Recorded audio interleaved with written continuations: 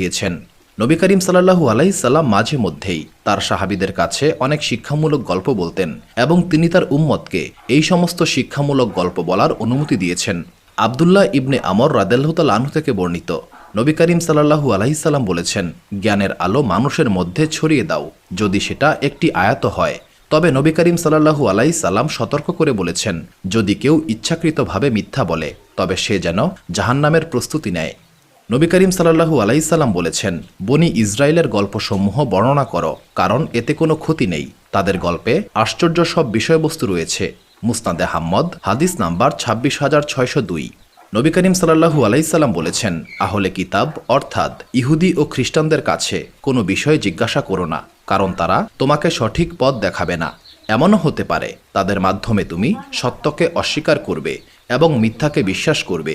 সহিহ বুখারী হাদিস নাম্বার 7363।